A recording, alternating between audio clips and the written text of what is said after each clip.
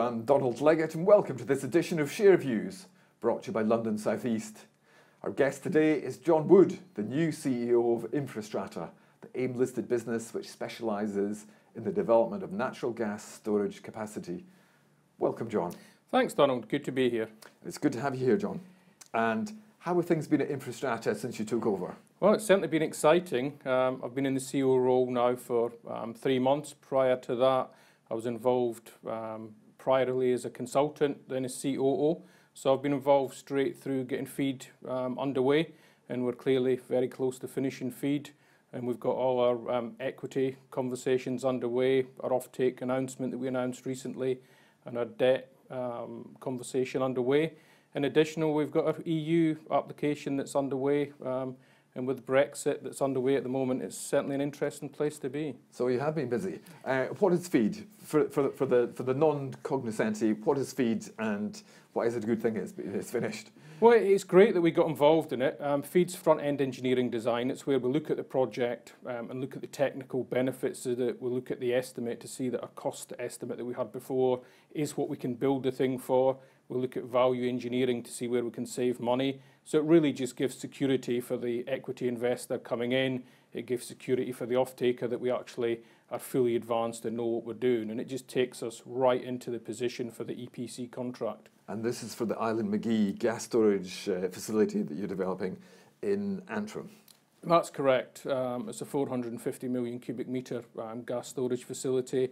And it will be there, as you know, Rough has closed down recently, taken away 70% of the UK storage market, and that's where we'll fill the space in that area. And I suspect the reason we're here today is because of last week's announcement of a letter of intent from a blue chip gas trader interested in taking a gas storage capacity at Island McGee. That was just what the markets are waiting for.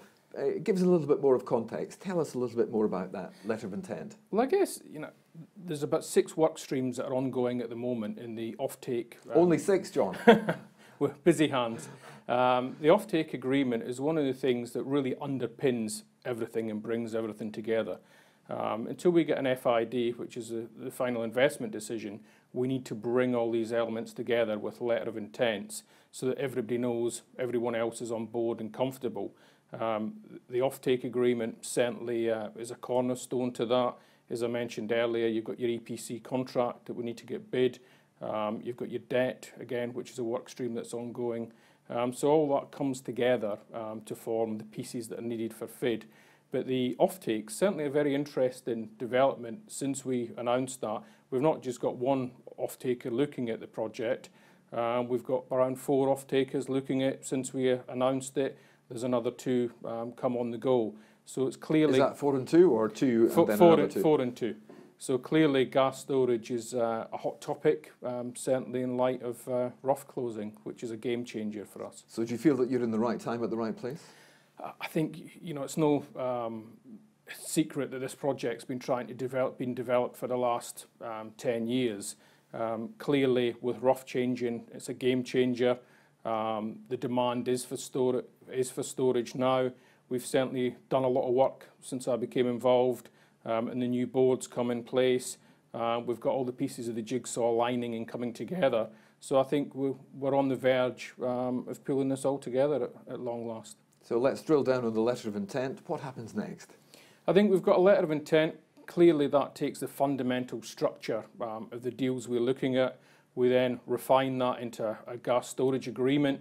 That gas storage agreement is there, ready to be signed, but clearly the off-taker won't sign that until he knows the equity is there, until he knows the debt's lined up, until he knows the project can be built for the money that we're saying it can be built for. Hence the 6 timelines. Absolutely. Okay, it's a pulling together of all the different parts of the operation. But I think you really need to, you can talk forever. I'm more of actually getting things in writing, and I think letter of intents really bind people in to say, okay, we're there, we move on to the next stage. So the next stage, the letter of intent's the big commitment, And where does the final investment decision come into play in all this, which is supposed to take place in June 2019? Yes. Are you worried that it's such a firm date? Not really. I think the FEED was a firm date, that we wanted FEED finished by the 21st of November. We're still online to have that finished. We've met every milestone we've set up to date.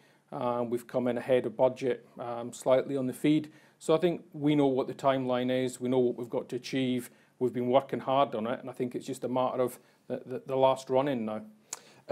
What about Brexit? The latest news today is that Esther McVey has resigned.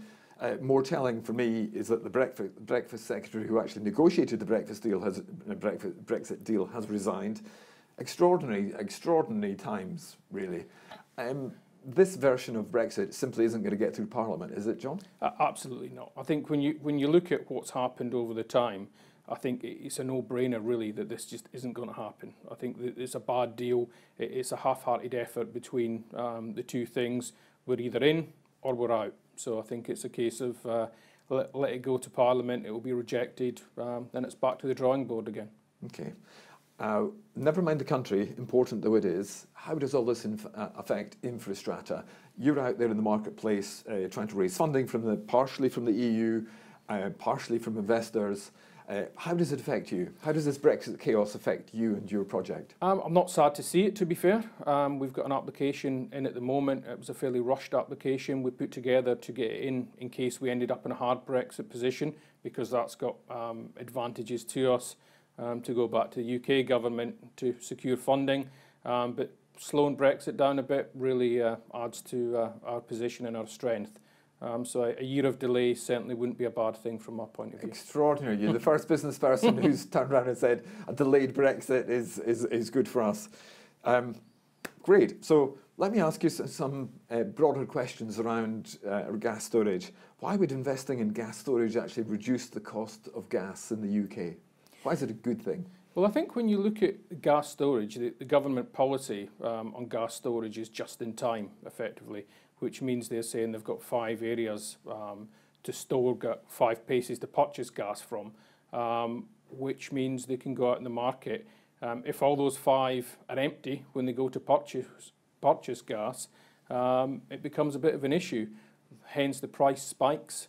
Whereas if you have gas storage, you merely pump, inject, withdraw the gas that was injected out of the store, and you're good to go, and it saves that volatility in pricing. And who makes money out of that? The folks who've taken the storage capacity from you? Absolutely. I think you've got the trader who'll trade the gas. They buy the gas when it's cheap on the market. They'll store it in the caverns and then sell it at a premium. But the premium they'll be selling it at is far reduced to the premium that will be on the spot market when likes the beast from the east happened last year. We've just had a Business, Energy and Industrial Strategy Committee looking into gas storage. Now, was that a talking shop, or was there anything more substantive which might be useful for InfraStrata that came out of that session? Well, I think when you look at that session from the outside in, it was probably as effective as our Brexit negotiations. You had the network operators sitting saying, yep, I've got plenty of pipes, lots of volume in the pipes. You had the government saying, we've got a strategy to purchase gas, and there's not an issue.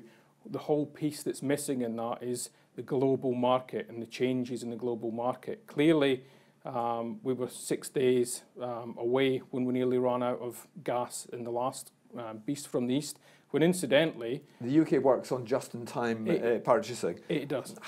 Tell me the ramifications of just-in-time. A tanker can be heading towards UK shores. You pick up that story for me. Absolutely. I mean, you've got 6 hours was the magical number that we were away from running out of gas. The next gas coming to us was 6 days away. Now, the problem with LNG has been one of the supply sources from the UK. With increased energy demand in the Far East, the UK is constantly being outbid on LNG coming into this country. Now, all that happens is the tanker's on its way to the UK, they reroute that tanker and send it off to the Far East, paying a premium and leaving the UK as an island nation stranded. And when you look at our gas market in the UK and where we take gas from, 30% comes from Russia. Our relationship with Russia isn't the best. They turn off the tap, LNG slows down, then clearly we've got a big problem. And I think you look at the government policy on this, it's just simply flawed. We've tried to get involved in it, but with the only company that's got a gas storage facility ready to construct, but we've had no traction on that at the moment. Do you think Brexit is taking the attention away from such, energy security, which is obviously a fundamental issue for the UK, but no one seems to be addressing it? The government policy does seem to be a bit of a shambles at the moment. Well, it certainly will until the lights go out. Then they can't get on with the Brexit negotiations. I think, you look at it long term, Brexit has taken the headlines, but clearly, you look at the 10-year forecast of where our gas is going to come from in the UK. Shale is another elephant in the room where, there's a massive reliance on shale, and shale just simply isn't happening in the UK for numerous reasons. So it actually increases the demand for gas storage. And, there's not just room for the InfraStrata project on Island McGee, there's actually also room for another 2 or 3 gas stores. And only recently we had the network operators in Italy coming out and publicly stating that the UK is in a shambles and needs to sort out the gas policy. Okay, so you're pulling together your shareholders on the 5th of December. Presumably you would urge them all to turn up? Yeah, absolutely. I think I've been in the CEO role for 3 months now. We've started laying out the new strategy. It would be a great opportunity to meet them personally, give them a bit of background of what's happening, and hopefully by the 5th of December, all the strands that I've been talking about will have come together.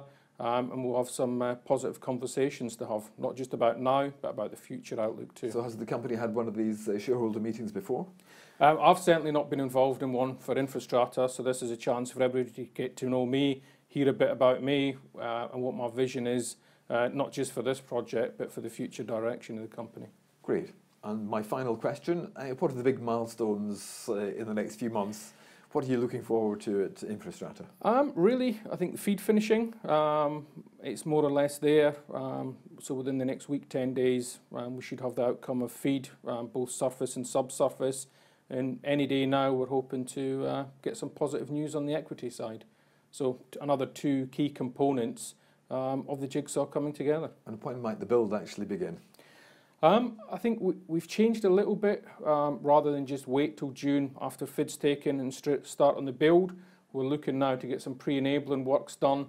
So really as early as January, assuming we get the outcomes we're looking for between now and January, with some enabling works with the main contract and EPC player coming on board in June, July next year. That sounds very positive. It does sound as though you rather think that the final investment decision is a bit of a rubber stamp.